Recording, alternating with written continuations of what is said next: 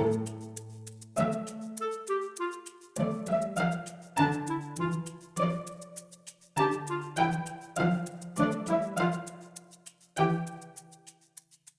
are all connected by our families. They define us. For better or for worse, our bloodlines bind family members together.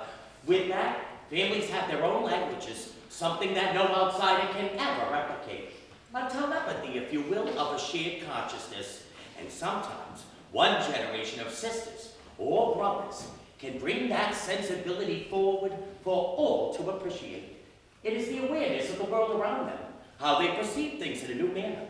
And that perception, it becomes a standard, such as the case with the Marx Brothers.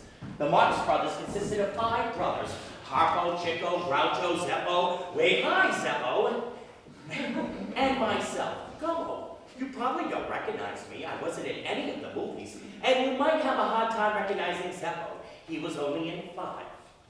We did have a 6th brother whom none of us ever met. His name was Manfred, and he was born in 1886. He died when he was only a few months old. To the world at large, Manfred didn't exist.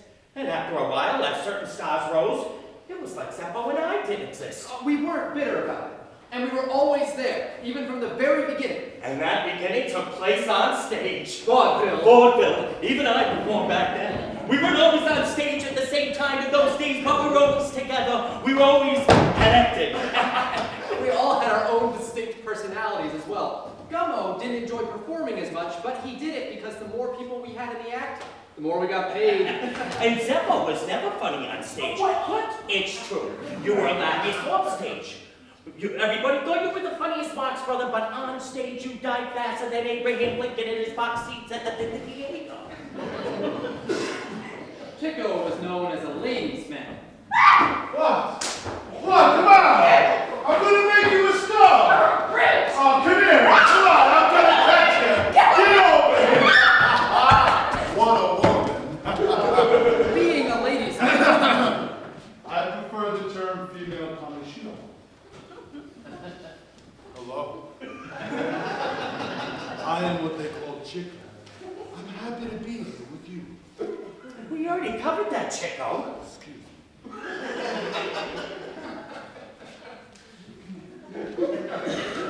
What? You gotta insult me? That's not I nice! wasn't insulting. No! There's nothing nice about that at all! That wasn't an insult, Chico. Sure, I like the ladies, but I was the first one to get married in 1917 to Miss Betty Hart. And you cheated on her every chance you got. What? Another insult! Was it an insult? No. No, if he said that you were dumb, foolish, and quite possibly the world's worst gambler, that would be an insult. It would. Yes, the other remarks are facts. People are crazy. Crazy like foxes. Hey, you know foxes? Not personally, but I'm sure that you don't. I don't? No, I've seen the women that you go with. You wouldn't know a fox from a cocker spaniel. Why don't you just keep going with the introductions, huh? And everyone keep your pie holes shut otherwise. Chico was always broke. He always just gambled his money away, you see. Harpo Marx. He never talked. Sure, he talked in real life. But on stage and later in the films, nobody wanted to hear his horrible voice. Harpo's voice was so terrible, made men cry, and women step. Harpo was the nicest out of all of us. In fact, he might have been the nicest man who ever lived. Harpo was named after his favorite instrument of choice, the harp. No, not yet. No. Harpo was like a puppy, loyal, dumb, and talented. He was probably the most popular Marx brother next to him. Him. The man credited with giving the Marx Brothers their creative direction. The man I couldn't be in the same room with without tearing me apart. Or anyone else apart for that matter. Unless you have a really thick skin. Groucho. Groucho. Good evening, boys. It's good to see you. I hate you all. Ah, Zeppo, you're looking well for a man who has a general rule does not look well. Heads up. You disgust me, Zeppo. Oh, wait, I'm not a girl you're trying to get with. My mistake. Oh, I am much prettier than most of the girls you go with. Go where? Away, because they always leave you. So, Let's talk about vaudeville. I'll begin. Harpo, where the heck is Harpo only saw a fly and got distracted. Groucho, why do you have to make fun of everyone? No one is safe from your sarcasm. I'm not saying a word, Jolo. Not a word. Our beginnings. It speaks. The thing known as Zeppo speaks. And with such lackluster depth. Bravo! Bravo! Bravo! Vaudeville. Yes, do tell, Herbert. Zeppo. Watch your mouth. Zeppo. You really don't want us to tell the story, huh? When they were young, the Marx Brothers lived in very close quarters. There were 5 brothers and a whole mess of aunts and uncles that lived in a tenement house in New York City. When they were young, the Marx Brothers used to watch their Uncle Al Sheehan perform in vaudeville. Yeah, Zeppo, you happy? I said it. Vaudeville! There it is again. Vaudeville! What, you wanted me to say it? You must get 5 cents every time it's said the way you're acting. Vaudeville! Now go give me a coffee and another cigar. And that's where we made our name. We started out, and soon we were a force to be reckoned with. No one wanted to follow us. Why would they? Why would you? And there we languished for many years. Successful. But we wanted more. So we set our eyes for the future! Oh, and Zeppo? I don't mind telling the story. I just don't want you to be the one to tell it. I worked with my brothers on stage until 1918. Oh, look, 3 days. She's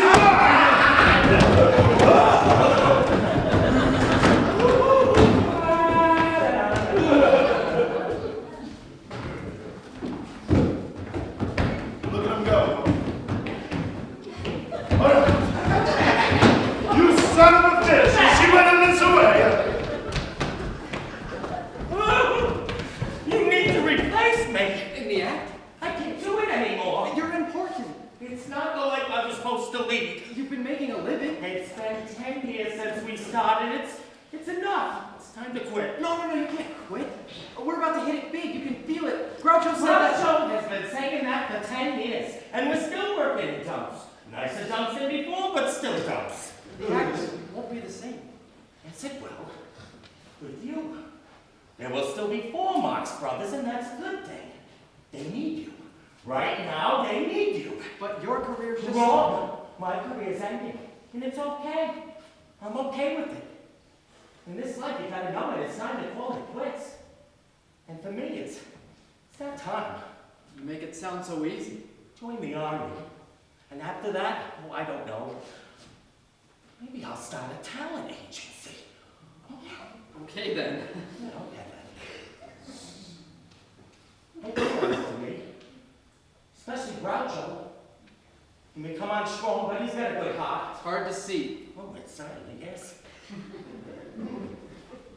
Goodbye, Zeppo. Go. Milton. My name is Milton. Oh. All right, boys. Vaudeville's been good to us, but I think it's time we made that leap. And not off a bridge, nor a building. No, that would be downright depressing. Where's Gummo? He left.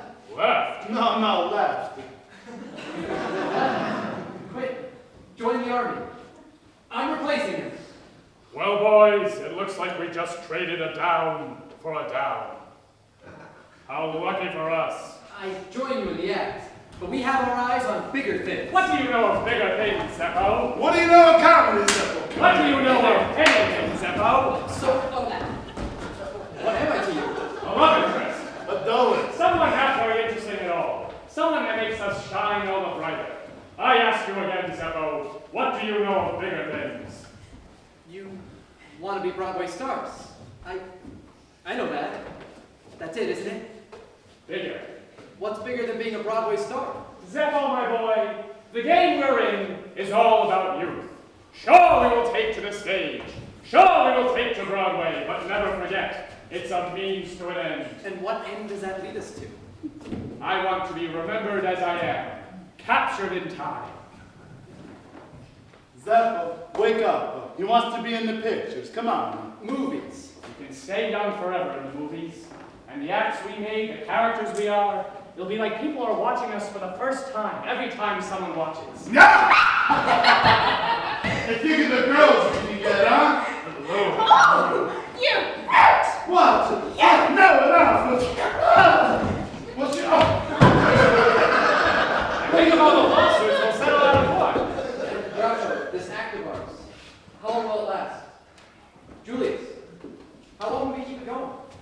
I'm never going to let it stop. You boys were amazing tonight. Amazing! The full Marx Brothers. In my theater. I'm the talk of the town. You keep paying us, we keep it performing, huh? You know, the act on stage now is bombing. Bombing! Nobody wants to follow you. Who is the act on stage? Oh, it's Jack Benny. Come on, Groucho. I want to spend...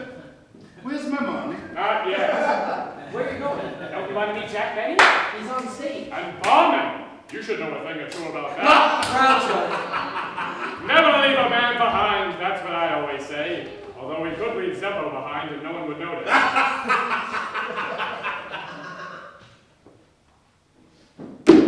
That was a historical remark now, wasn't it? On stage, boys, make haste! But make it good haste. I endorse quality. Cease fire! Cease fire! That whirlwind that just left are my brothers. That pretty much was our relationship. But it wasn't always that way. Chico was the oldest of us. He was born Leonard Chico Marx on March 22nd, 1887.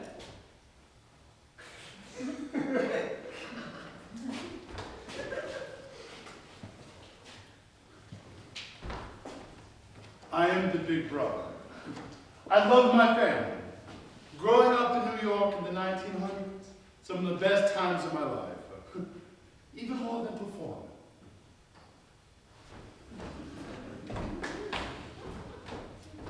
Come here. I need a favor. I'm trying to give a history of you. That's enough. I'm simple. Come on, I need a favor. Money? How did you know? You always need money. You gamble it all away. I do. Yes, you do. Until the day you die. But that's not for a long time coming. It's already happened. Now that Groucho's plan comes to fruition. Film. Think about it. We'll be captured how we are. All right, for all to experience. Thank you. Now can I have some money? No, Chico, you've gambled enough. I'm gonna die anyways, Emma. Let me have some fun. You could be so much more. Zeppo. I am the 3 banana. I know where I belong. And that's all you aspire to be? Well, I have the women. I have the booze. I have just enough to be remembered. Can you say the same? Oh, I didn't think so. Not Jack Benny, such a sweet fella, but a lousy tipper. Didn't even give us a nickel. You stole the show from under. He'll survive, or he'll get eaten. It's a rough world out there, kid. Speaking of which, family meeting. What? Zeppo, do you need your ears cleaned out or calling for a family meeting? Oh, that's it. Write it down, man. I'm gonna manage us now. What? People warm up to him best. He's just dumb enough for others to relate to. Oh, wow. Thank you, Groucho. I meant every word of it. And here's something else I need. I want creative control of what we do from now on. Groucho. I got us a play. A play. A musical review. It'll feature our comedic acts, but it'll have a story written just for us. Just for us. We're going to leave vaudeville and take to the Broadway stage. The Broadway. Yes, because we've been banned from the vaudeville circuit by E.F. Albee. Semantics. No, truth. We're just failing upward. It's a big opportunity for us. Call it what it is. Nobody wants us. We can't even produce our own shows. We're doing something astonishing. Astonishing. Albie's control on our careers in vaudeville was that of a Gestapo. We're breaking out. We're breaking out. We're breaking out. I thought it was about breaking in. Zeppo, my boy, haven't you learned? We do things our own way. Papa, music. You missed our wedding. How'd I do that? You jumped ahead too far. I'm sorry. Who are you again? Your wife. Wife? I don't think so. You don't want to marry me? Marriage is a wonderful institution, but who wants to live in an institution? You are actually quite romantic when we are alone, and nice and quiet. No, you're just trying to confuse me. No! No, I say! I love you, Julius. But I grow to hate Groucho. Julius. Sounds like the name of a fruitcake. Why can't you just be real? This is what reality looks like to me. Woo! I just pinched myself. Woo! Stop it, you. I'm getting frisky. You were so sweet when you asked me to marry you. Probably a distraction so I can make a break for it. Wait, do you have money? You I must look exactly like this gentleman she keeps confusing me with. Yes, you look exactly like him. Now, aren't you going to ask me to dance? I'm going to ask you a lot of things. Just have your bank accounts and social security number ready. You are a wonderful dancer. You're blocking everyone's view of me. How many kids would you like? Depends. How many kids can you handle on your own? I've fallen in love with you. You're as good as any other girl. So why not? But is there anything you want from me? Yes. Don't put up much of a fuss when I want something from you. Can I cut it? Ah, Zeppo! I don't recall calling out for half a man. Did somebody order half a man? I'm infatuated with her. Oh. Ruth, Well, finders keepers, losers. Well, you. I'm completely in love with her, Groucho. Are you? Yes. You're gonna take her away from me, aren't you? Of course. I do have creative control of the Marx Brothers, remember? You decided that. You didn't argue. It feels like you're gonna marry her because I love her. I didn't say that. I'm not saying that's what you said. I'm saying that's what it feels like. We're in love! The world has never seen a love like ours. Is that why you cut her down in public every opportunity you get? It's a romance for the... Oh, I beg your pardon. It's a romance for the ages. Two young lovers brought together by circumstance. Well, she was a dancer in the act and looked good under the lights. In public, at house parties, at your children's birthday parties, then eventually in private. You cut her down every chance you get. It's time for us to get married. Why you and not me? Ruth is simple. She likes it when I talk to her about Gilbert and Sullivan. She likes my, intellect. And I show her that intellect every chance I get. What have you got? Is that how you got gonorrhea with that whore your first time out? With your intellect? What? Look at you. It doesn't matter. I marry her anyway. I love her. We got married by a justice of the peace because I am Jewish and she was not Jewish. Please, don't marry him. He arrives! Well, he walks in. And we all get ready for the big day. I can make you happy. I can bring you joy. It wasn't even a big deal to me that I was getting married to her. She was more of an accessory than anything. Please, don't marry him. Marry me. I love you. I'm sorry, but we do hope you enjoy the ceremony and the reception. We are gathered here today to join this couple in holy matrimony. It may be holy to you, Judge, but we've got other ideas.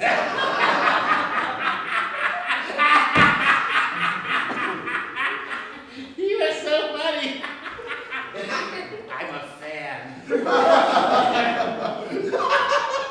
And we're a fan of you, huh? Horrible enough, oh, come on. Do you take this man to be your lawfully wedded husband, even though he'll turn you an alcoholic in years to come, even though you want to kill yourself, and that's all you'll think about, day in and day out, until the day you divorce? Well, I do. I love him. What's your problem? I'm sorry. I get so emotional at the wedding. Well, put a cork in it. Be a man. I can't. Will someone get him a drink in the card game? I like him better when he's indulging his vices. Oh, God.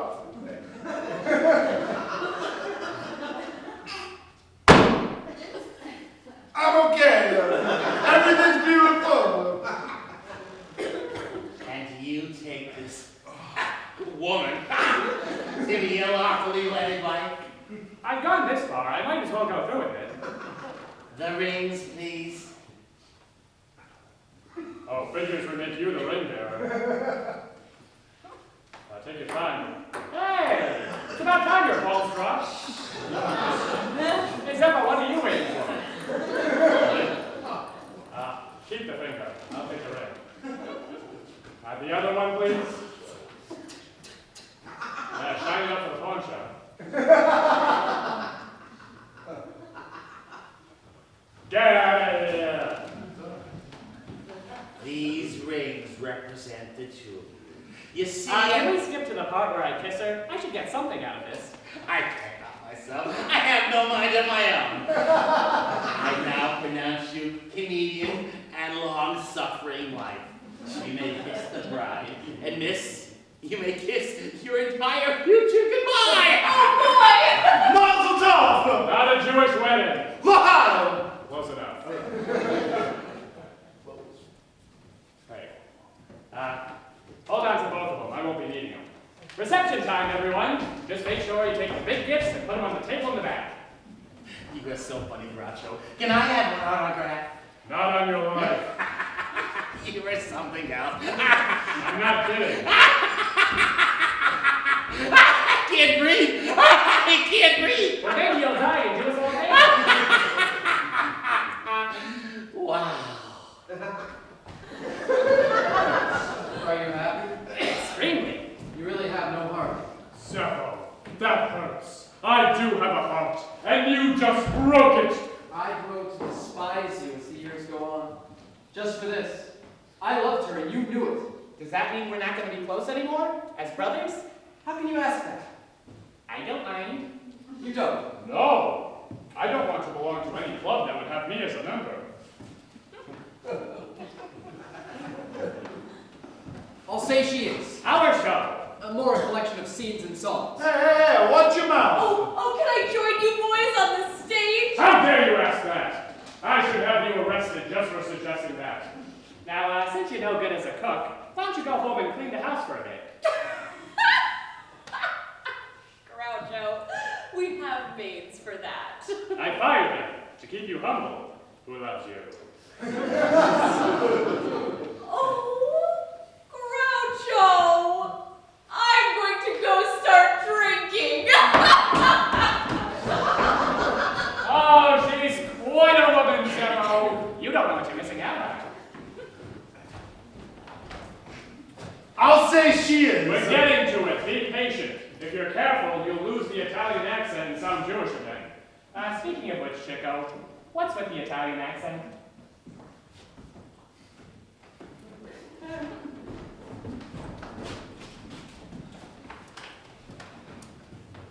Wait a minute, I changed my mind. I have to stay here, but there's no reason you can't go into the lobby until this blows over. I tell you, I wake up in the morning. This is the voice that God gives me. That and I like a spicy meatballs. Maybe he's adopted. I'll say she is. What'd she do now? I want the horse! The show? It was a big success. It made us a lot of money. What more do you need to know, Seppo? Something significant to it. It was the last time we used our real names. From then on, we were known as Groucho, Chico, and Harpo. Are we missing anyone? Wait a minute. Come here. Don't move. We're good! By now you're wearing a grease paint on your mustache and eyebrows. I hated ripping off the fake eyebrows and mustache. They exaggerated my features in a way I really like. I figured this out one night when I was in a rush to get on stage. It worked better than I could possibly imagine. A mask, a shield, a glass door of your own making, made specifically for you to watch the world from. Watch and judge. I'll say she is. Was a smash hit. The curtain rises. Francois, it's you! I need you. You need me. You should marry me. But what about Napoleon? I'll marry him too. He's got money. He's the one I'm really after. Why, that's bigamy. That's big of me too.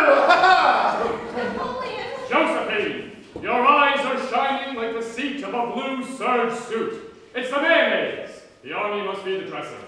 When I look into those big blue eyes, I know that you're true to the army. Fortunately, France has no navy. But I must not tarry. I must go and make Russia safe for French pastry. Napoleon finds you have never fought before. I won't fire until I see the whites of their eyes. Hey, that's a good joke. Napoleon, get your flannels. Josephine, when one wears flannels, one cannot forget. Farewell, my queen! Beyond the Alps lies Peter's milk chocolate! I'll bring you home. Vive la France! Aha! So, my queen, while your emperor was winning battles on foreign grounds, he was losing on the home front. So this is how you uphold the honor of the Bonapartes. You think you can just stand there and make a schmiddle, Napoleon? I'm no Kavitzer! I know women of your ilk! I'm an elk myself. I'll smoke out those Siberian jackrabbits. Zounds on you, you pregnant-haired traitress! You mince-eyed wastrel! Do you know what I'm going to do to you? You're not going to kill me? Kill you? I should say not! I'm going to sell the couch! Not the couch! And that's how it was, night after night. I bought my first new car, a Studebaker. He was so impressed with it, he took it for a test drive during intermission on one of our shows. When he realized he was going to be late, he came running back dressed as Napoleon. I went back and got the car later. Our mother came and saw the show on opening night. That's right! She was getting fitted for a dress, and she slipped and fell off the measuring chair, thus breaking her leg. But she made it. Front row, box seats. She wouldn't miss it. Harpo made a friend that night, Mr. Alexander Walcott. He was the drama critic for the New York Times. He liked the show, but he loved art.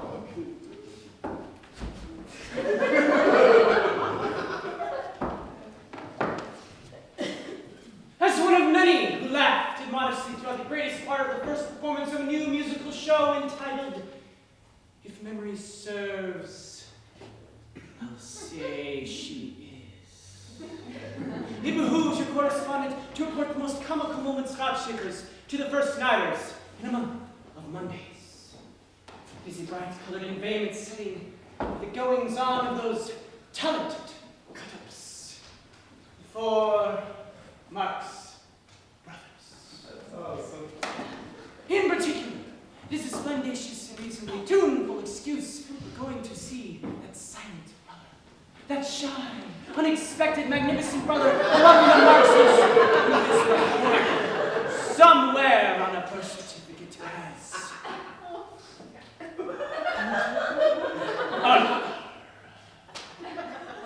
it is known to the adoring today as Harpo Marx. Is he done? I don't see the cigarette, but I think he's done. It was really quite amazing.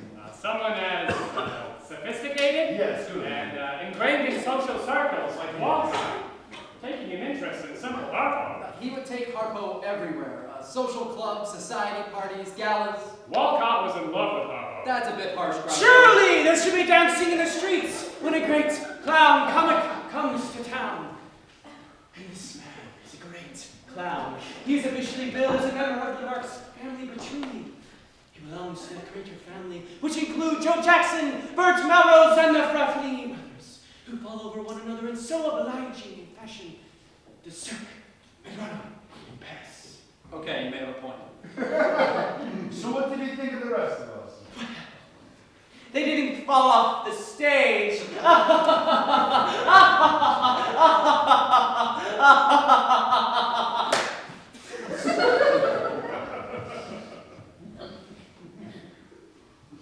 You're the funniest man I've ever seen.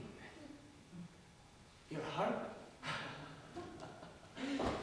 Consider yourself fortunate, Marx. But I'm not a music critic. Oh, you're something, all right. I will see you soon when I introduce you to New York City's premier intellectuals. It's a short list. Until then, Harpo, quote, Harpo, unquote. You are a gift to the stage. That's right. Quote, Harpo, close parentheses. You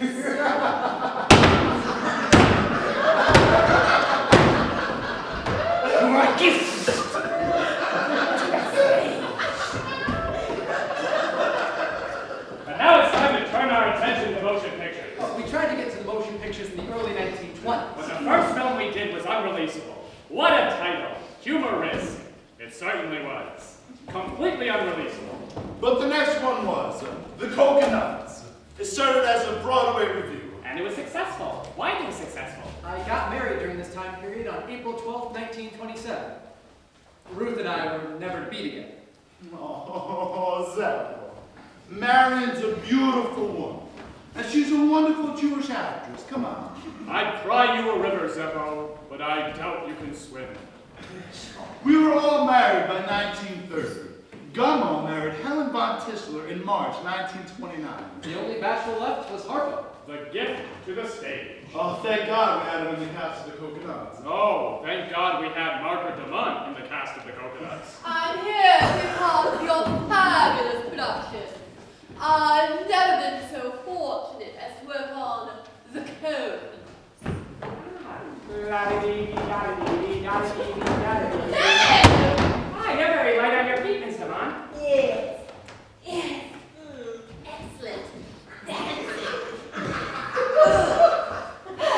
Ready to work now? Where's my cue? Harpo?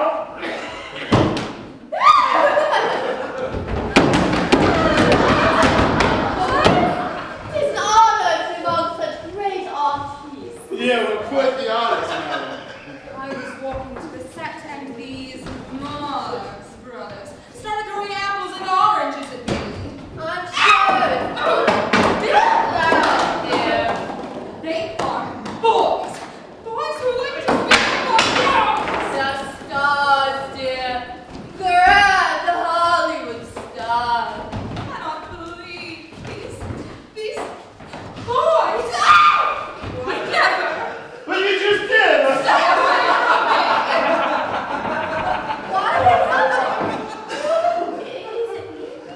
Oh, no, my dear. You are truly authentic, not someone who is made up. An authentic foil.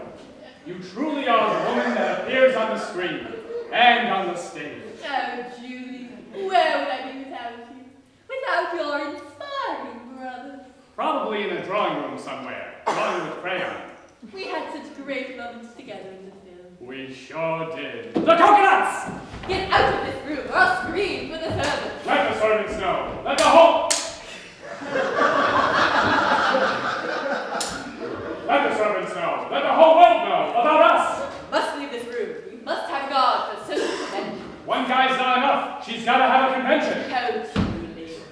You want to know where you can get a hold of Miss DeMont? I don't know. She's up for the We filmed the Coconuts when we performed on stage at the same time in the Broadway show Animal Crackers. Lucky for us, the jazz singer premiered, making sound available for the filmmakers to use. Then Wall Street collapsed. The world was at its lowest moments. People were jumping out of buildings. Wall Street collapsed, and here we were, on top of the world.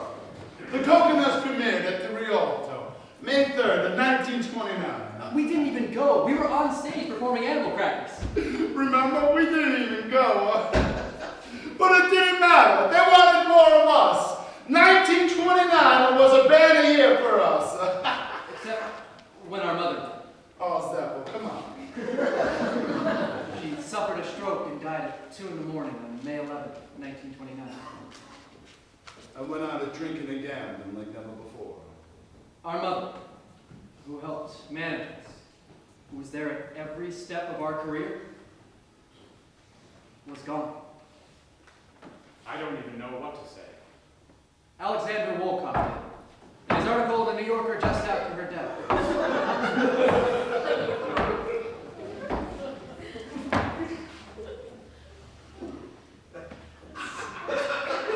Last week, the Marx Brothers buried their mother. On the preceding Friday night, more from gregariousness than from appetite, she had eaten 2 dinners instead of the conventional 1. And after finishing off with a brief, hilarious game of ping pong, was homeward bound across the Queensboro Bridge when paralysis seized her. Within an hour, she was dead in Harpo's arms. Of the people I have met, I would name her as among the few of whom it could be said that they had greatness. She had done much more than bear her sons, bring them up, and turn them into play actors. She had invented them. They were just comics she imagined for her own amusement. And they amused no one more. And their reward was her ravishing smile.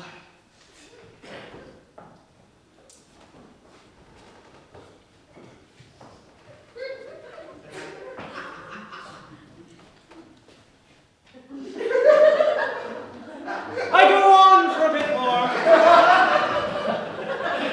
I'm really sad for them, especially Hannah, as they have become my friends. I'm also really happy for them, as they are about to transcend themselves.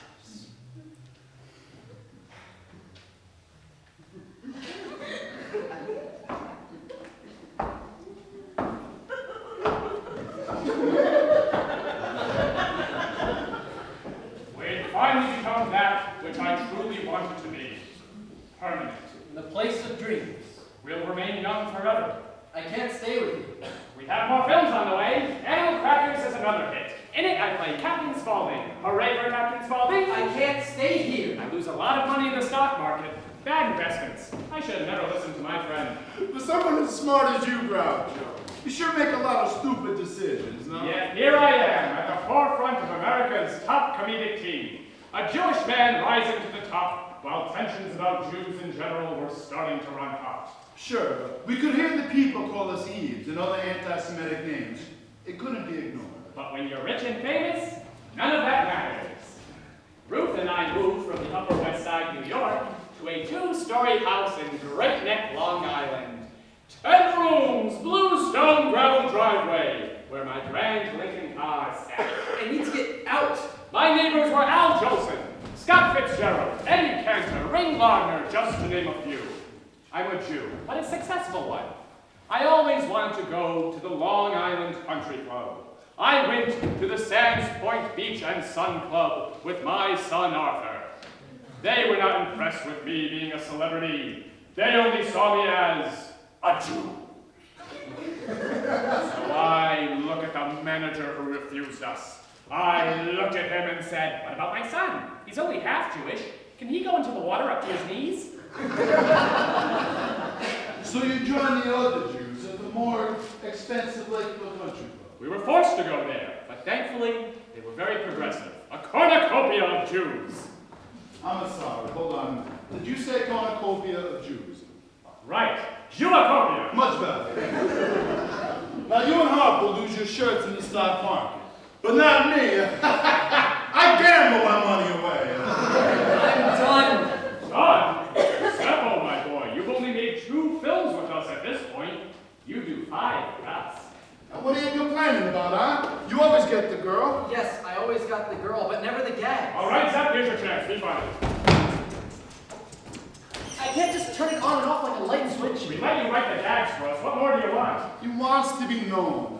Let me do a brief history of that. It's too late for that. Here you go. All right, you good? All right. Herbert Manfredi Zeppel. Manfred. Really? Huh. Herbert Manfred Zeppel Marx was born February 25th of 1901. He's the youngest of the Marx Brothers. He would watch us and could imitate all of us perfectly. Some said he was all of us wrapped up in the one. How'd you do? Great shots. All right. He filled in for me one night for Animal Crackers on Broadway. I was sick. He did such a great job as Captain Spaulding, I wouldn't let him play the part indefinitely. If they let me smoke in the audience, that is. On April 12th, of 1927, Zeppo married Miss Marion Bender. Then he made it as a big, big star. Now you want to quit. Can we please not talk about me? What would you like to talk about, Seppo? I don't care. Talk about Gummo or something. Milton Gummo Marx was born October 23rd, 1893. He left vaudeville to join the army, thus leaving his spot to be filled. By Zeppo! I want out. Come on, you're just tired of burning the candle at both ends. You can't burn a candle from both ends. Well, I'll be a monkey's uncle. All right, Harpo, quit horsing around and give me a cup of coffee. Yes, I need sugar for my coffee. What are you doing? I take 3 sugar. Get out of here. Come on. Monkey Business was our next film. Why are you doing this to me? Because you're all of us. Zeppo Marx. Hold him down, Harpo. Here he comes. And the left and the right. He's warming up, but be careful. He's slowing down. That's not good. 1, 2. 9, 10! Champions up for number 1! I want out. We did not have a stage play to work from this time, so we had a script written exclusively for us in Hollywood. Julie, will the newspapers be here to take my picture? We can certainly hope that. I think we should have page 1 of the society page. I did my makeup for the occasion. They're making fun of you, Mark. Whatever do you mean? I think you're part of this grand Hollywood productions, but here we are. Taking off your wig, hitting you with any object we can find, and we laugh at you. Behind your back, to your face, Julie is laughing at you. I am a 38-year-old woman in a business that favors girls under the age of 28. Yet here I am, continually getting roles in feature films. Who is lacking indeed? I will be on set if you need me.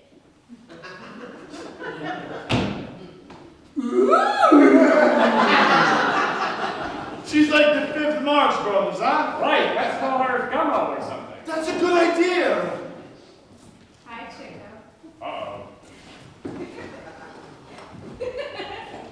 And Rob, you're absolutely adorable. Oh, I should be.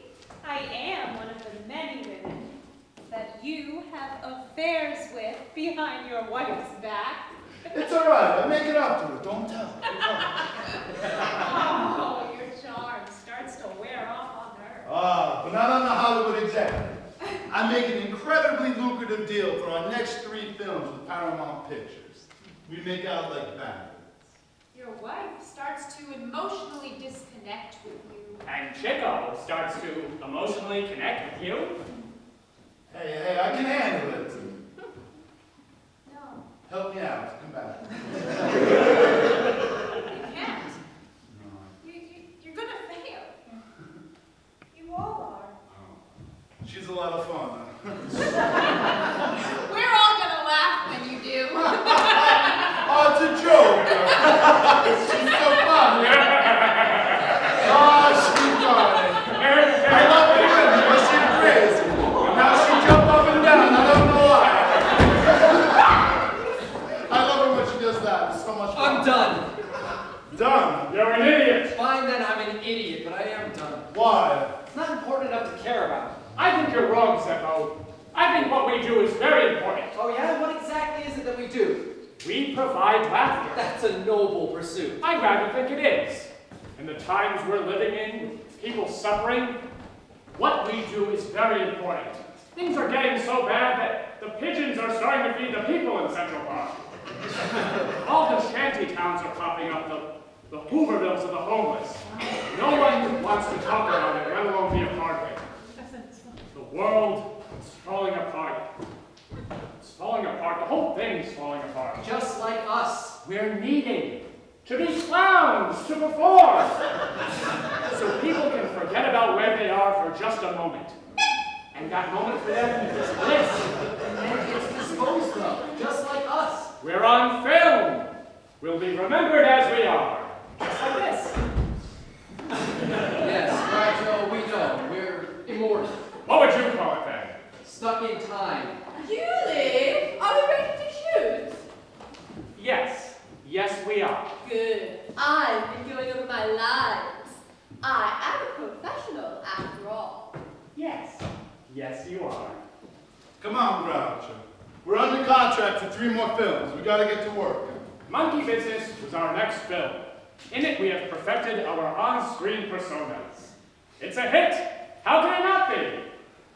So we decided to move west, to Hollywood. Then the merchandising starts to take off. They have Marx Brothers playing cards, bottle openers, bottle closers. There wasn't nothing they wouldn't put our names on, or our faces. I would be delighted to put my face on anything. Come on, you guys. Come on. No, I'm not going near that one.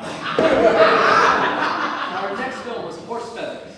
I play your son. And you do a terrible job at it. When we start to drift apart. We still do great work together. We sure do. I remember my line. Dad, let me congratulate you. I'm proud to be your son. And I remember what I say back. Son, you took the words right out of my mouth. I'm ashamed to be your father. You bring disgrace to the family name of Marx, if such a thing is possible. You said Army. Marx. No, I didn't. The character's name is Wagstaff. I know my lines.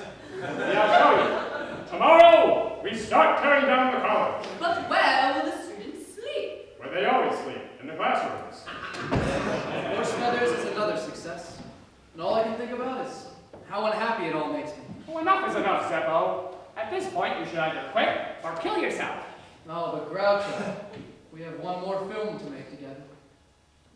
Duck Soup, directed by Leo McCarey. One of the best directors we ever worked with. There's a wonderful scene where Chico and Harpo dress up like me and we mirror each other.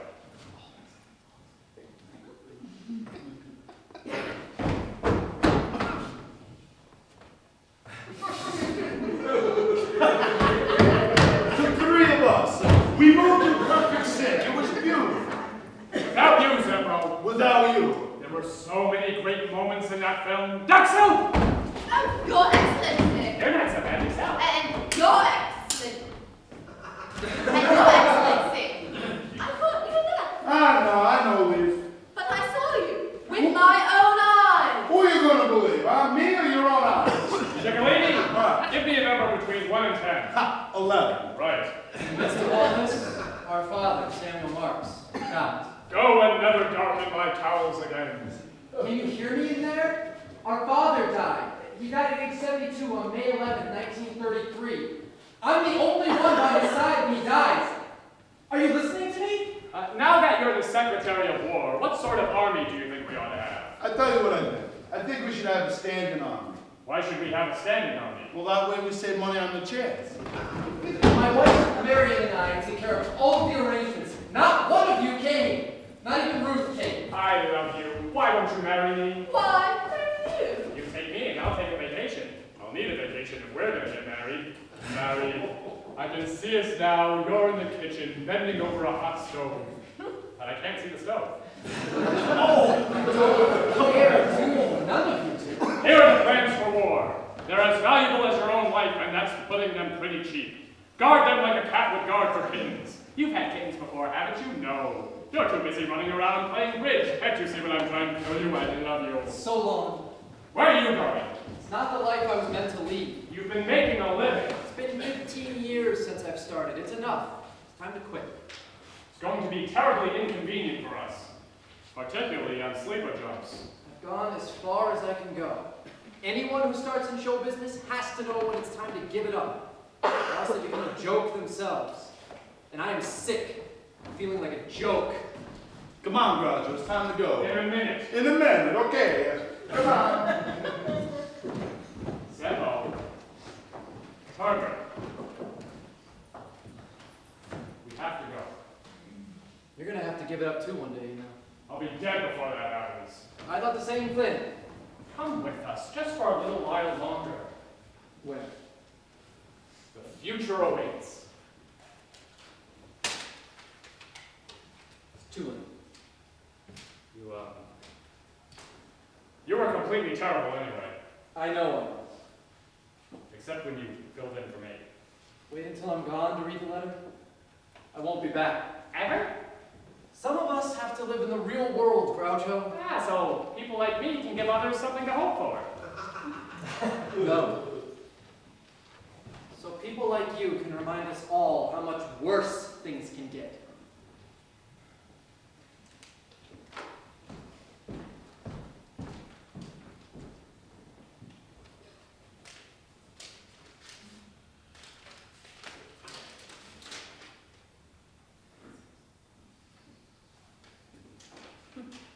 Dear Groucho, I'm sick and tired of feeling like a stooge. You know, anyone else would have done just as well in the act as I have. When the chance came for me to go into the business world, I jumped at it. I only stayed in the act because I knew that you, and Chico, and Harpo wanted me to. So I'm sure you'll understand why I've joined Frank Orsatti and his theatrical agency, and you forgive my actions. Wish me luck. Love, Zappo!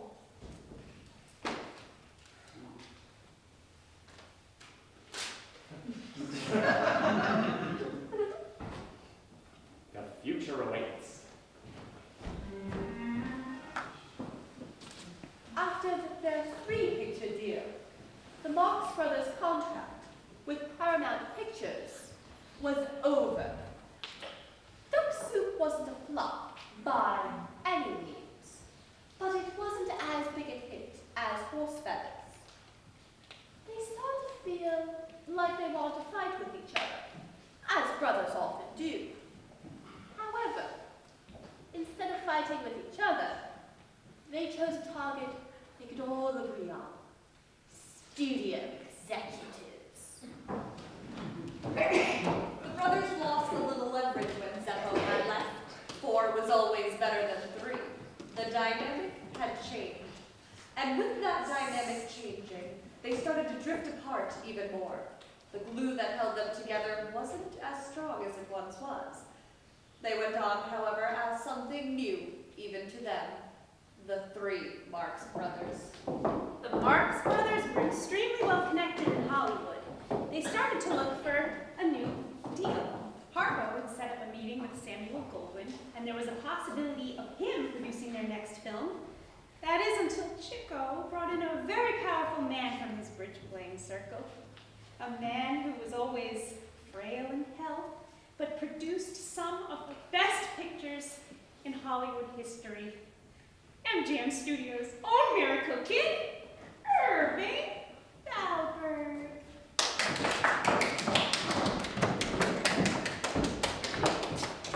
Mr. Thalberg, so good of you to see us. Ah, Chico, you got the money from last night's game? Sure do. I lost my shirt last night. Well, we hope to God for all our sakes to find it. It's a pleasure meeting you boys. I'm a big fan of your work. A big fan of your work. A big fan of your work. A big fan of your work. A big fan of your work. A big fan of your work. A big Come here. Mwah. Really? We only know you to produce heavy dramas. Except that one film. What's it called? Yes, Ben-Hur. That was a scream. I spoke to Louis B. Mayer about you boys last night. He says he doesn't want to work with you. Well, that's thoughtful. Very thoughtful. Why? Because you're well-known Jewish performers, and he's a Jewish immigrant, and he doesn't want any attention being drawn to that fact. You're a Jew, too. We're all Jews out here in Hollywood. It's like an epidemic. We keep being Jewish on the quiet side. You boys are right there with it, though. I like that. Well, we love MGM. There are more stars there than there are in heaven. That and your last picture was lousy. Excuse me, Mr. Thalberg, but I disagree. I think Duck Soup is a very funny picture. Listen up, fellas. I can make a picture that will make a lot more money than your Paramount films did. And the audience would be in more sympathy with you. Well, look at you. A young Jew telling a bunch of old Jews how it's done. Why should we want to work with you when you talk to us like this? Because you know I'm right. Prove it. Your best work hasn't happened. With me, it will. And it'll be remembered forever. What can we say? We accept. Just like that. We're yours. As long as you help me find a good Jewish temple to go to. Should I put that in the contract? Nah, we trust you. Shalom, Mr. Thalberg. Shalom right back at you. What are you doing? Come on. Working with Thalberg was one of the best moments of our lives. We made our 2 best pictures with him. We really liked him as a person, and he had some wonderful ideas. And people we love, we torture. And Thalberg was no exception.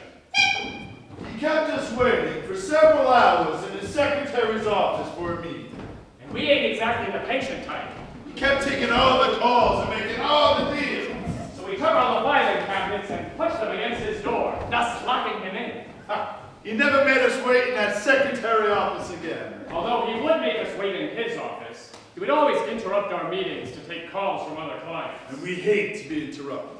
So one day, we were all sitting in his office. Me, Harpo, and Chico. And we were completely naked. We were roasting potatoes on the end of a stick in his office fire to us. But Thalberg, well, he just took the potato and ate it.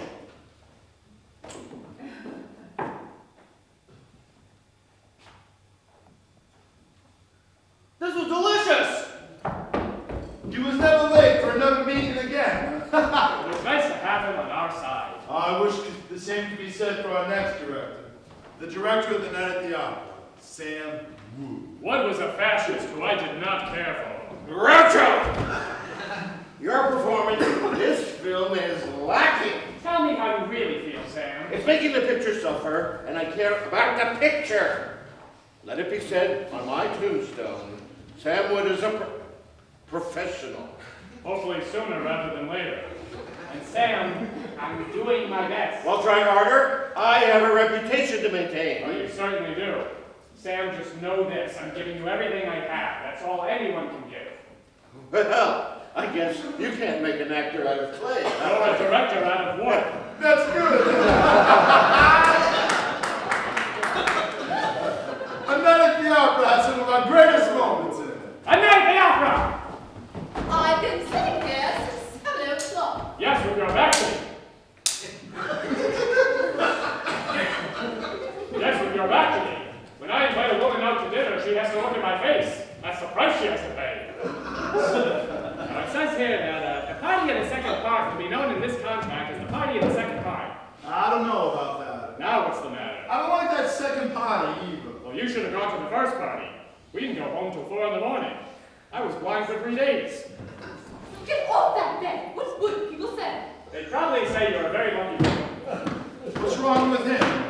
Harpo's character becomes more childlike in this film, and children are prone to tantrums. I think this film will garner some Academy Award notice. I'm late for a social engagement. Bye, Julie. She's a gem, huh? She sure is. Albert was brilliant. He had us try out our gags on the vaudeville stage to see what worked and what didn't. And Harpo, what's the matter with you? He's feeling neglected. Is he? Well, we can't have that now, can we? No, we can't. Get up here, Harpo. Come on. Come on, hurry up. Are you ready, Chico? Absolutely. Adolf Harpo Marx was born November 23rd, 1888. He later changed his name to Arthur. He was the second oldest Marx brother. Harpo's comedic styles were influenced by clown and pantomime technique. He always wore a curly wig, and he never spoke in any of his performances. He wasn't one for formal education.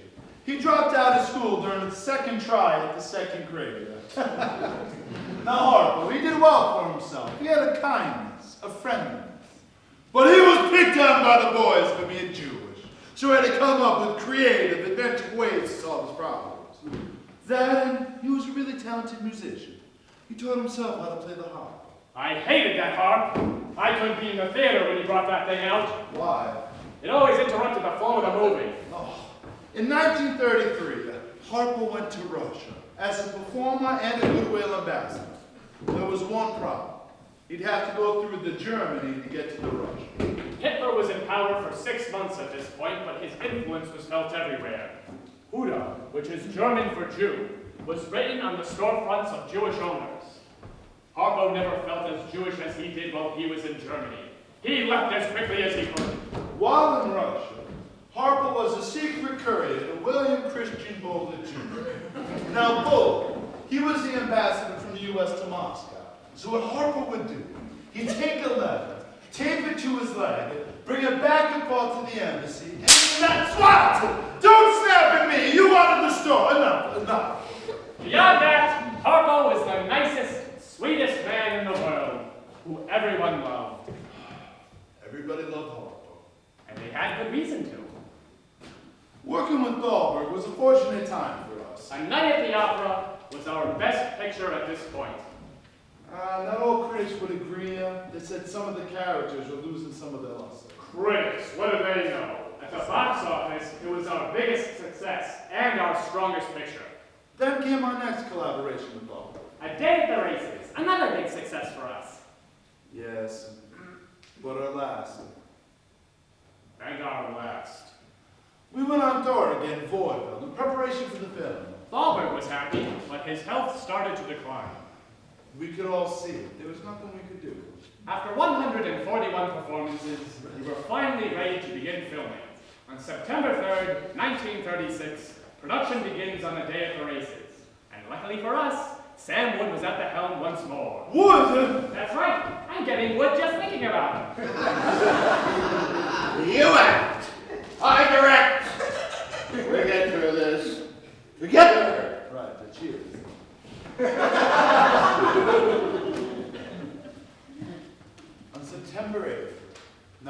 1936. Irving Thalberg came down with a bad head cold. Now, his health was always fragile. Unfortunately, it turned into pneumonia. On September 15th, 1936, Irving Thalberg passed away. Sam Wood came to the sense of time. That little brown fella just died.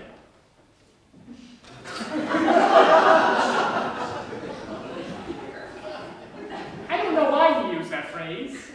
Maybe all Jews look dark to him, or maybe he's just the fascist that he is. Whatever the case, Thalberg was buried at the Wilshire Boulevard Temple, where a few thousand people came to watch the actors and producer funnel in. We all stood around, discussing the suddenness of it all, and how this lonely, lonely world, a little more lonely than usual. I didn't. Groucho, come on. Plenty of life to go on, Chico. I knew that. And Harpo certainly knew that. They put a halt on the production of The Day at the Races. Harpo was circling around romance. Susan Fleming was a young actress he met in 1932. She worked on a W.C. Fields film and other Hollywood projects. She didn't talk much. She was the quiet sort. Susan and Harpo circled each other for a while. They dated casually and then grew closer together during a night at the opera. In the summer of 1936, Harpo went on a tour of personal appearances for MGM. When he returned, he found that Susan had built him his new dream house. Enough was enough. On September 28, 1936, the couple drove down to Santa Ana to get married by the Justice of the Peace. Now, Harpo, he was wearing a squash fedora, white striped dickie, red top. Listen, he had on quite the outfit. His wife, she wore the same thing. The two of them, they get married, tell no one for 3 whole months. No biggest querida, you don't say.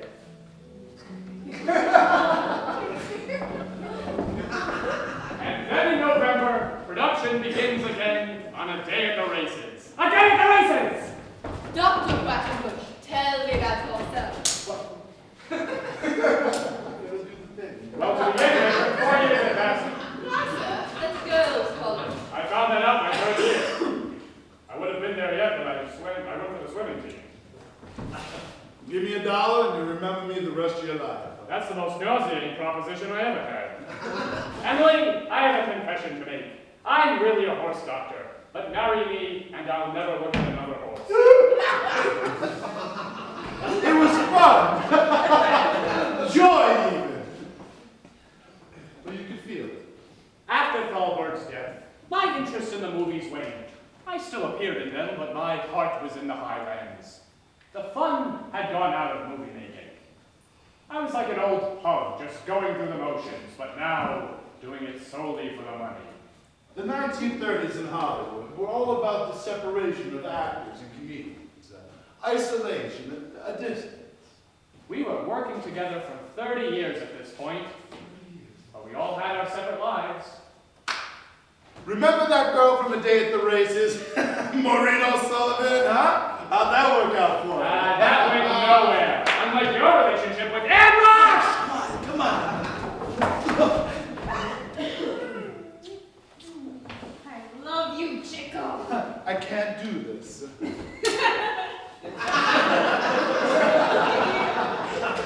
see this. Right? We can't do this. I was put on this earth to be with you. I'm not letting go. You'll have to leave me. Oh, she's so adorable. Come on. Start to tear apart your marriage. Oh, wait. My wife. She puts her foot down. Okay. Her or me? All right. Easy.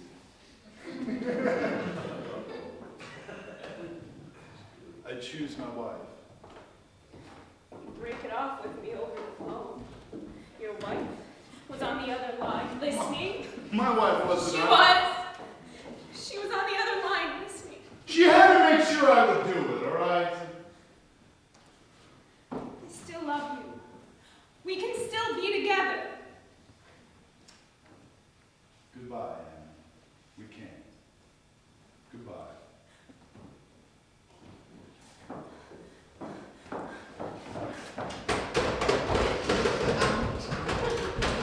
Hey, phone. You sound like my wife. Yeah, but she has a better mustache. She does. Nice work, Chico. Oh, you'll want to talk, huh? Whatever do you mean? All you do is insult me.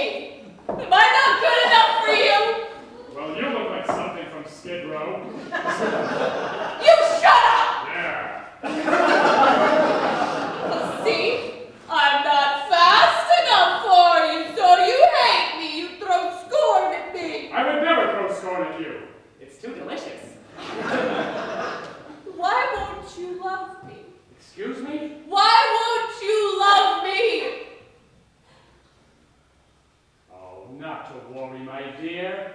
I'll ruin this marriage even more before the end of your life. And then, lucky you, I'll be gone. You won't even sleep with me. And when you do, it's over so quick. I have things to do. There it is.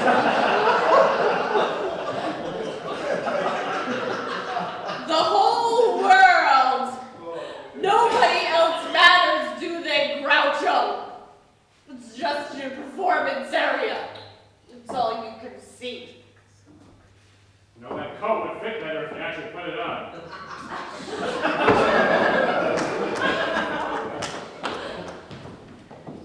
That was a downer. You can say that again. Speaking of downers, let's talk about Gummo and Zeppo.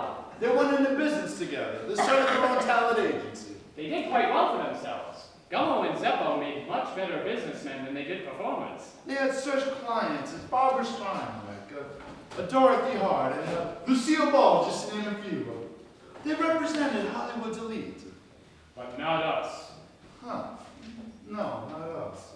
Although Zeppo did get us that deal for the movie Room Service, I thought it may make a good film, but it turns out I was a little off. What are you doing? We're not doing any more scenes from here on out. No? No, the work we did, it's nothing to hold up and be proud of, so really, why bother? No. No. No. Watch your mouth! What about that song you did in At the Circus? Everybody loved it. Ah, the lady of a tattoo lady. Yes, that's the one. I'd rather hang myself than sing that. Then what do you want to talk about, Groucho, huh? The copyright lawsuit that took up a year of our life? No, too depressing. Let's continue. Room Service and At the Circus saw the Marx Brothers on a decline. Groucho. I can't sleep at night. The world was heading into turmoil. Hitler's reign was in full force. I have dreams of communists coming down my chimney and taking me and my family from our house. As a man, as a Jew, I wish I could do something, but I can't. So we go back to making pictures. The first film back is Go West. But the producers, they have no idea what to do with the heart. They even had famous silent film comedian Buster Keaton come in to write gags for Harpo, but nothing seemed to be working. We did one more film, The Big Store. It wasn't fun anymore. You have to know when it's your time to quit. What'd you say? Nothing. It's just something that's been on my mind a lot lately, that's all. Harpo was happy. He started adopting children. Groucho, have you ever thought Susan about could it? not have children of her own, but they were happy. In fact, Harpo was known as the most normal man in Hollywood. Betty, she leaves me. She moves to another part of the house. I cheated on her one too many times. Harpo never lost touch with his Algonquin friends from New York. He even kept in touch with Mr. Alexander Colcott.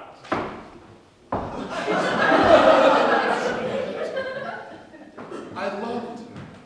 I just didn't know how to hold on to her. In April 1941, I announced to the press that we're sick of the movies. And by that, people are getting sick of us. So we're getting out. And by getting out now, we're just anticipating public demand. And by a very short margin. Our stuff is simply getting stale. So are we. We're breaking up. I haven't got that old zip. That old sparkle in the eye. And when you get to feeling like that, it's not fair to the people who pay their good money to see you. What do we do? The comedian is a vanishing species.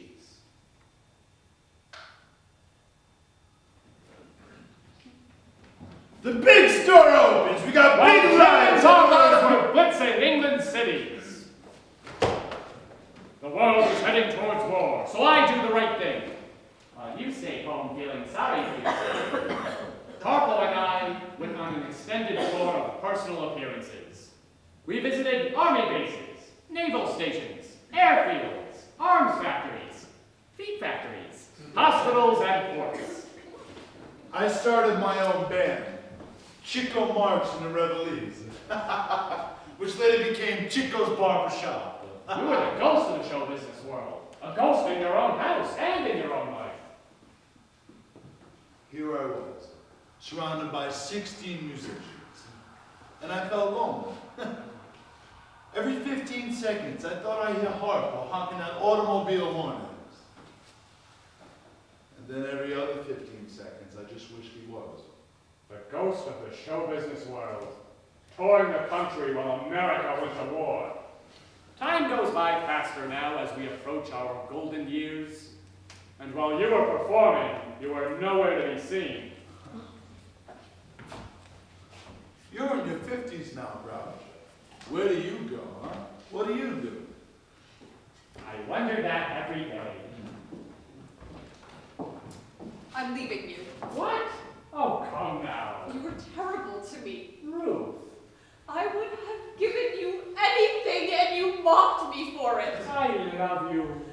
Every day you were cruel, inhuman to me. You caused me physical pain and laughed at me. I hate you, Groucho. Julius. No. I want a divorce. I'm leaving today and I'm not looking back. I won't contest it. I won't contest it. You will never have what you truly want. As long as you think there's an audience.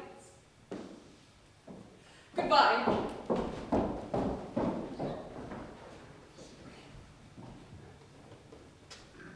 You spent some time alone too for a while, huh? Kind of becoming your own kind of ghost. I refuse to let that happen. So I become a solo performer, appearing in shows, on stage. You make it work. I make it work. What else am I supposed to do? The world goes to war for a while.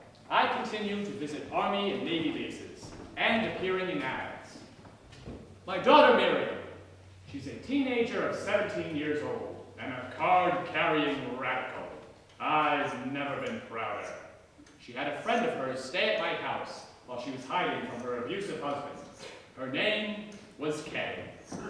I was 23 years old when we met.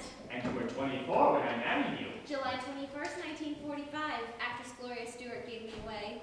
I need money. It wasn't long before I started drinking heavily, too. I had a great deal going for a year advertising Pabst Blue Ribbon. It all ended, though, when I got the oldest Pabst son drunk. A Miller High Life. I can't stop gambling. I have a dinner to make and a bottle to drink. I'll see you soon.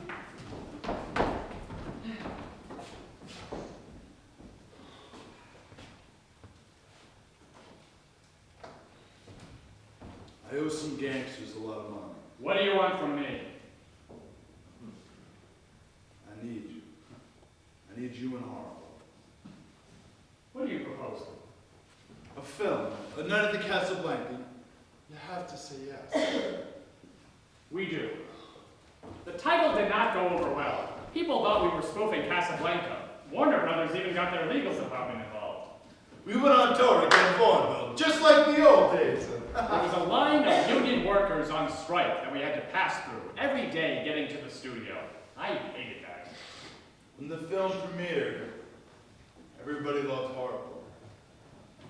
Always Harpo. My daughter Miriam, we write letters. She seems distant now. Maybe it's because you married her friend, huh? No, that can't be it. I wonder what it is, though. well at the box office? It was better than the big store. We'll never have another night at the opera. I suppose not. The clock keeps ticking away. You become disillusioned with the film. It's fake. It's all fake. No wonder people can't handle it. A shot to the face. Life in the raw. The war comes to an end, but a different kind of war starts in America. Joseph McCarthy and his Committee of Un-American Activities started blacklisting people in Hollywood. I joined an organization, the Committee for the First Amendment, and we protest the government attacking the Hollywood industry. The FBI kept tabs on them. They kept tabs on all of us. But J. Edgar Hoover didn't pay us much attention, for our political bark was a lot worse than the bite. So we all kept a very low profile. I started seeing this young actress, Mary D., but that's been seen by my side constantly. Even when you had your heart attack. 1947, Las Vegas. 1947, Las Vegas. But you couldn't stay in convalescence for long. I needed the money. I wish you would marry me. I will, someday. Promise? I promise. Kay and I have a baby, a daughter. I am the luckiest woman in the world. That's a pretty fair assessment. Our little Melinda is the cutest baby. I wish I were dead. Zeppo finally leaves the entertainment business and starts an engineering company. But not Gummo. He turns into a great agent. Gummo even represented me. He did. I needed him. He got me my first film, Copacabana. I'm in it in a small yet essential role. She did pretty well. Your co-star, Carmen Miranda. Do you think she's prettier than me? The film did all right. In it, I look like a cross between my father, Mephistopheles, and an opium peddler on the Mexican border. Then came television for you. I find television very educational. Every time someone turns it on, I go into the library and read a very good book. A show? You bet your life. It was a radio show for 3 years and then became a television show. I had become something worse than I could possibly imagine. A game show host. You took off the grease paint and settled down as a normal person. Well, as normal as Groucho gets. Then in 1948, we did another film, A Love Happy. Harper was tortured during the film by the director. Even though it had all three Marx Brothers in it, it didn't do well at all. It even had Marilyn Monroe in it. Wow. I was the one that made sure she got in the picture. I mean, baboom. Groucho. And then you had two more forgettable films in your solo career. Yes, what's its name and what's its name? I can't stand your friends. Then let's get a divorce. Gladly. By the way, I think you're a terrible comedian. I find nothing funny in what you do. Tell me how you really feel. You're as old and as sad as the jokes you were trying to tell. Goodbye. Kay was an alcoholic. And my daughter Miriam, she became an alcoholic as well. So what do you do now, Groucho? I need someone. I'll fill the void. Eden, hi. I remember when we met in 1954. I was walking with my sisters Peggy and Dee. It was so romantic. Do you remember what you said? Yes. I looked at your sister Dee and said, give me the rundown on these two. Which one's married and which one isn't? You are a little eccentric, but I like you that way. Do you? Oh yes. Sometimes at night I sit and paint while you sleep, and sometimes I sit and paint you sleeping. It's so... Zeppo's wife files for divorce on grounds of cruelty. Time goes by even faster now. Harpo and I have some television appearances, but nothing as good as you. Until 1957. We do one more film together, you, me, and Harpo. The story of mankind. Oh, it was terrible. It was bittersweet. Other than 1959, and we did that half-hour CBS special, The Great Jew Robbery. You finally divorced Betty. And then you married me on August 22nd, 1958. We had 3 wonderful years together. Calm. Until you died. On October 12th, 1961. Me, Mary, your daughters. We were all with you until the very end.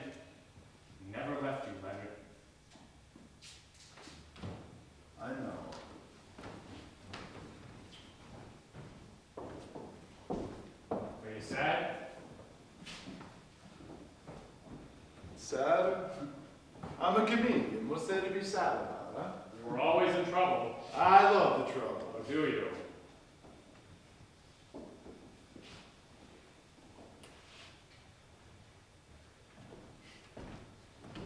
Life is joy.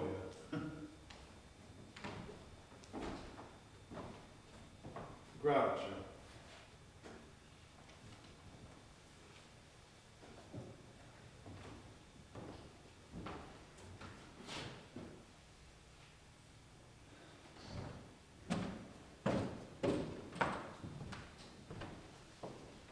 You and I aren't far behind here, Harpo. We continue to make television appearances, going strong. Until it's your time to go. You have a heart condition. Your valves are clogged. They've found an aneurysm of the aorta. They try a new procedure, a heart bypass, to try and free up some of the valves, but nobody saw it coming. Only Susan was by your side when it happened. And then you leave this world, this stage, on September 28th, 1964. I'm so sorry. I'm so sorry to see you go.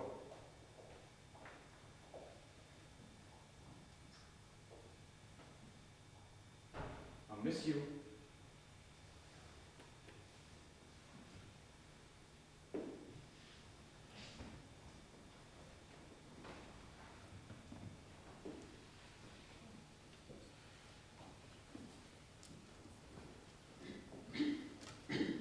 My two brothers that I have been performing with were now deceased. I had two other brothers that I was rarely in contact with. The world was a much darker place. I just wish I had someone I could talk to. Groucho, Yes. I think it's time for you to retire. No. You have enough fame, enough money. Let it go. No, I still have more to say. Julie, come on. No. We have to know when it's time, Julie. No, you died. It was time. I was 83. Everyone thought I was 76. Now that's how you go out. I'm not going out. We all have a time, Julie. Find it all you want. I'm never going to leave.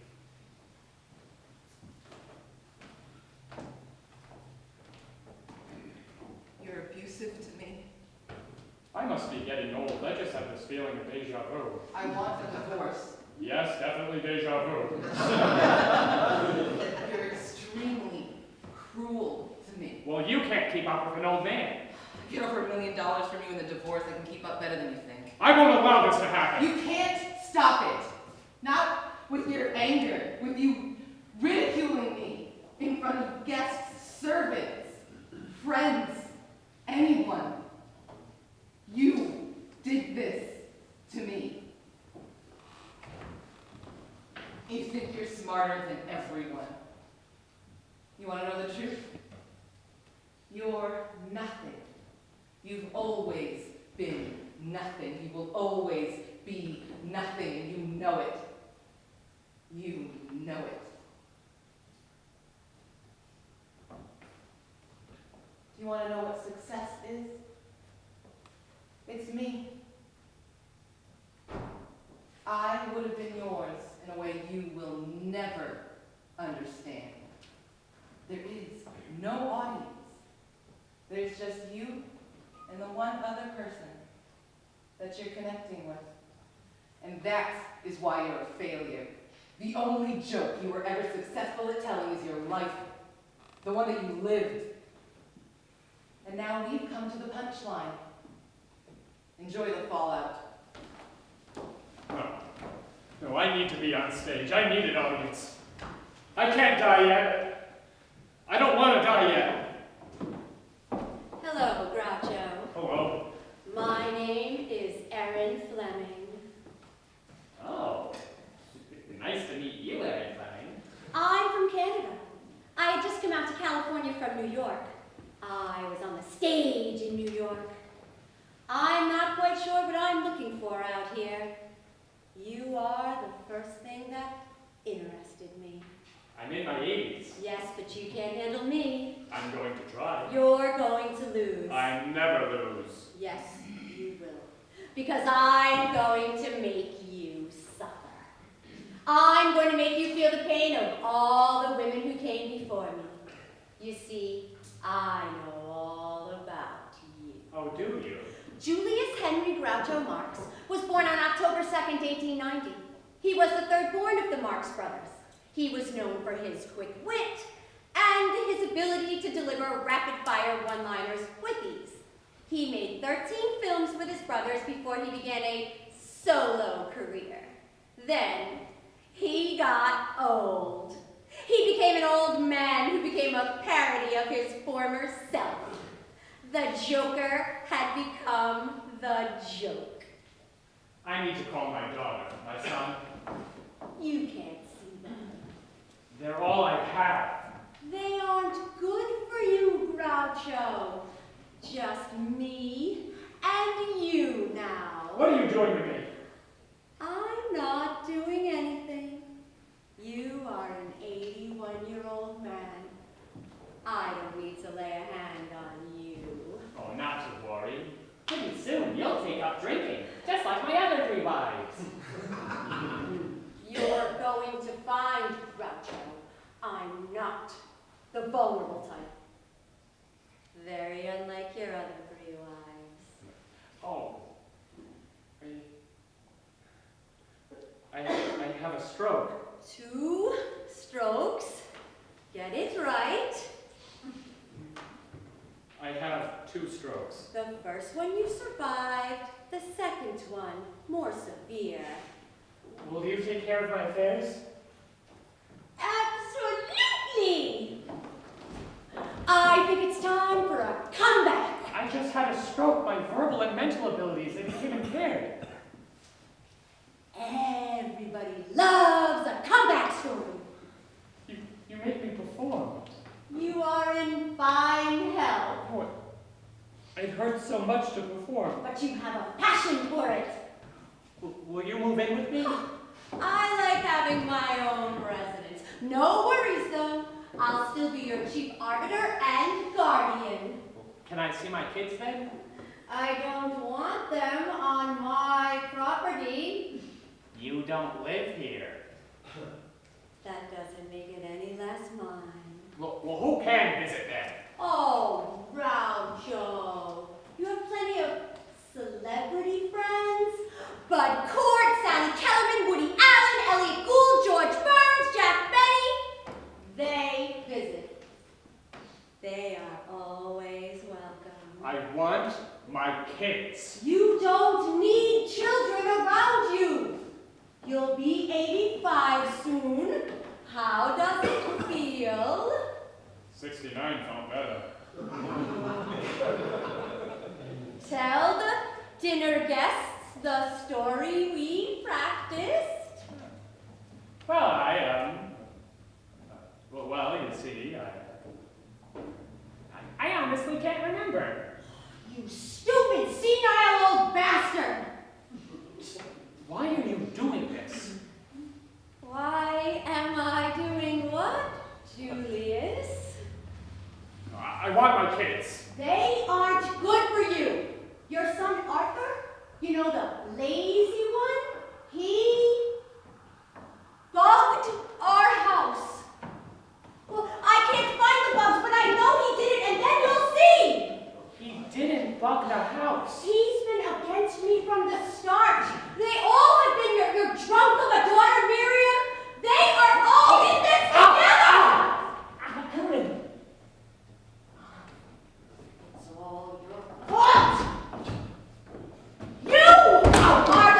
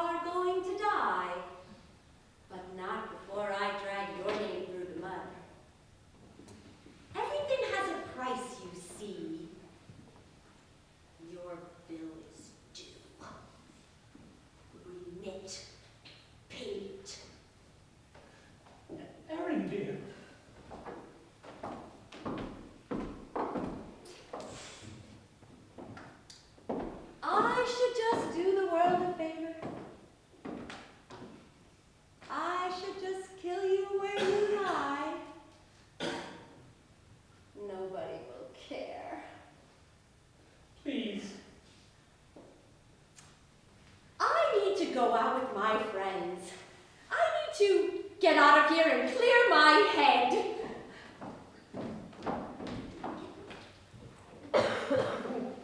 Get what? What's in that syringe? What are you doing to me? What am I doing? I'm making you immortal.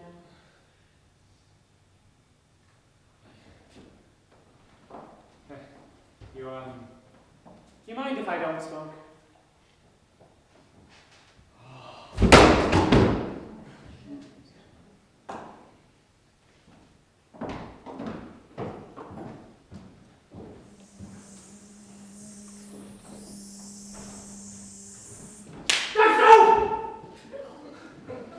Harpo? How did you get here? How did you get here? No. No, I need a stage. I need the audience. I can't leave. No. Zeppo. You have to give it up, Julius. No, not yet. You have to give it up. I do. Oh. My heart gives out on April 21st, 1977. And I sit, waiting for you. With me, Aaron hired 2 private detectives to search your house, Groucho, for bugs. They didn't find them. What they did find was a grocery bag containing 29 syringes in a storm drain. They took that evidence to the police, who found traces of the barbiturate Nembutal on the syringes. They were presumably used on you. we knew how to pick them, huh? Your grandson, Andy Marx, takes care of your affairs after that. He becomes your guardian. And then on August 19, 1977, you join us in death from pneumonia. Wasn't as big news as it should have been. Elvis Presley died 3 days earlier. You were 85 when he died. I died 2 years later from lung cancer on December 1st, 1979. I was 78 years old. And just like that, the Marx Brothers were gone. Just like that. Yes.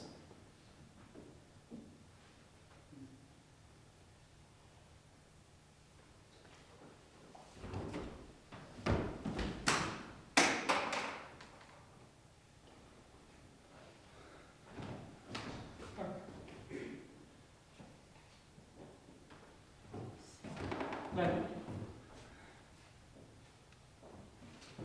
Milton.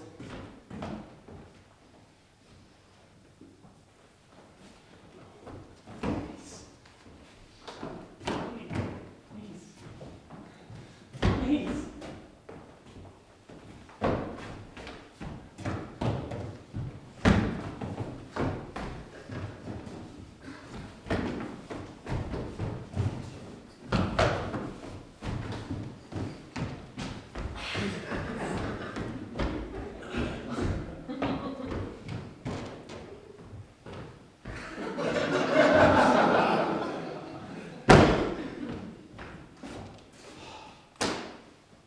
All right. All right.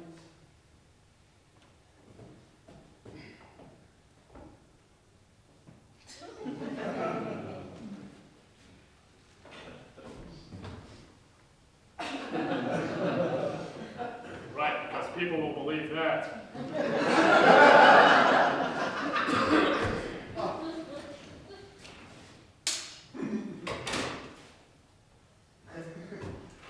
So now what? Well, what's that? What do we do from here now that the stories run out? Well, what do you mean? Yeah, I'm not understanding. Oh, you two. Always finishing early. Must have been a rough life. What did you have in mind, Groucho? I say we end with the very first time we performed together. Which was? You were 4 years old. You were already thinking about trying to quit, Zeppo. Hey now. I remember it clearly. We were living in the brownstone of New York City, and our relatives were in the other room, waiting for the night's entertainment. And we were getting ready to perform for Minnie and Sam, our parents, and the rest of the family. All right, everyone's got their parts, but we're missing something. Music. He never played the harp at that age. Quiet or I'll deck you, Gummo. Even though I was only 4, I was already as funny and as articulate as the rest of my brothers. That never happened. Come on, make yourself useful. No. Say something else. Come on. Stand up straight. Stand up. You were in the army. Stand up straight. What they teach you there? Oh, trees. We are all connected by our families. They define us. For better or for worse, our bloodlines bind family members together. With that, families have their own languages, something that no outsider can ever replicate. A telepathy, if you will, of a shared consciousness.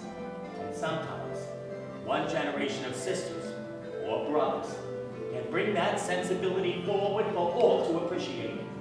It is the awareness of the world around them, how they perceive things in a new manner.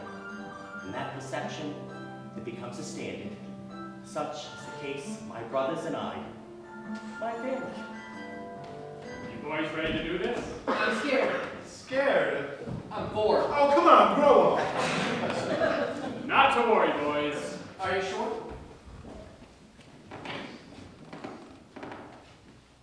You'll never be alone.